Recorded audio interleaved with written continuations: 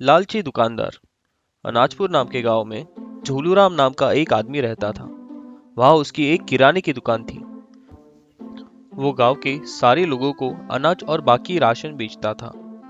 पूरे गांव में सिर्फ एक ही किराने की दुकान थी, इसलिए झूलूराम कभी कभी दाम बढ़ाकर भी सामान बेचता। उसके पास संपत्ति भी अच्छी खासी थी और घर भी उसका अच्छा था। एक दिन झूलूराम की बीवी उससे झगड़ा करने लगी।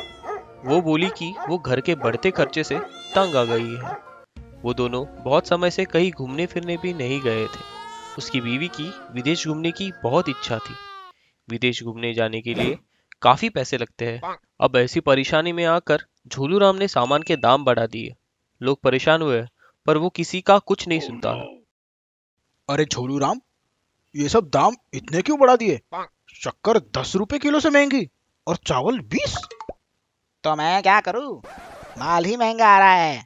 लेकिन बाजू के गांव में तो इतना दाम नहीं बढ़ा है। तो एक काम करो, तुम खुद इतनी दूर से सामान लेकर आओ और ज्यादा पैसे खर्च करो। मेरी दुकान से अगर सामान लेना है तो लो, वरना बहस करके मेरा वक्त जाया ना करो। लोगों ने फिर भी लाचारी में महंगा सामान खरीदा और गुजारा करने लगे। फिर ऐसे करते करते उसने बहुत पैसे जमा कर लिए और उसकी बीवी को लेकर वो विदेश यात्रा पे चला गया। बचे हुए पैसों से उसने गहने और जेवरात खरीद लिए। फिर उसका लालच और बढ़ा और उसने सामान में मिलावट करना शुरू कर दिया। अनाज और बाकी सामान में वो कंकड़ मिलाकर बेचने लगा। वजन के तराजू पर वो छोटे चुंबक भी लगाने लगा। लोगों को इस बात का पता नहीं था। फिर एक दिन डॉक्टर के पास एक बच्चा पेट दर्द की शिकायत लेके आया। डॉक्टर ने उसे फूड पॉइजनिंग हुआ है ऐसा कहा और उसे दवाई दी। कुछ महीनों में अस्पताल में ऐसे बहुत सारे मरीज आने लगे।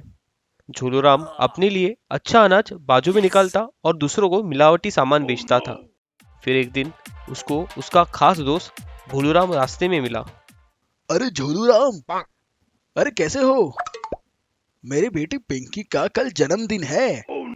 तुम अपने पूरे परिवार को लेकर आना, दावत है दावत। अरे वाह, क्यों नहीं क्यों नहीं, मैं सबको साथ में लेकर आऊंगा। उसका पूरा परिवार दावत पे खाना खाने गया। खाना खाकर वो घर आए तो सब बीमार पड़ गए। झूलूराम सबको डॉक्टर के पास लेके चला गया। क्यों डॉक्टर साहब, क्या हुआ है? झोलू राम, तुम सबने क्या खाया था? सबको फूड पॉइजनिंग हो गई है। गांव में इस वजह से बहुत लोग बीमार पड़ रहे हैं। फिर झूलूराम वहां से अपने दोस्त भोलूराम के घर पे गया।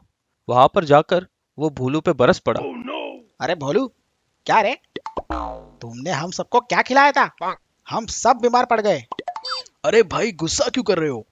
हम सब बीमार पड़ गए हैं और ये सारा खाना जिस राशन से बनाया है वो तो सब तुम्हारी दुकान का ही तो है। म्यूजिक।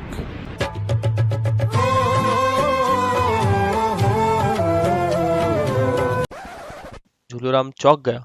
उसने ये बात अपने परिवार वालों से छुपा रखी थी। लोगों के साथ साथ अब उसका पूरा परिवार बीमार पड़ गया था। ये देख वो बहुत दुखी हुआ और उसे अपनी गलतियों का एहसास हो गया। उसने मिलावट बंद कर दी और लोगों के साथ साथ उसका परिवार भी सेहतमंद हो गया और वो ईमानदारी से दुकान चलाने लगा। तो मित्रों, लालच एक बुरी बला है और हमें अपना काम हमेशा ईमानदारी से करना चाहिए।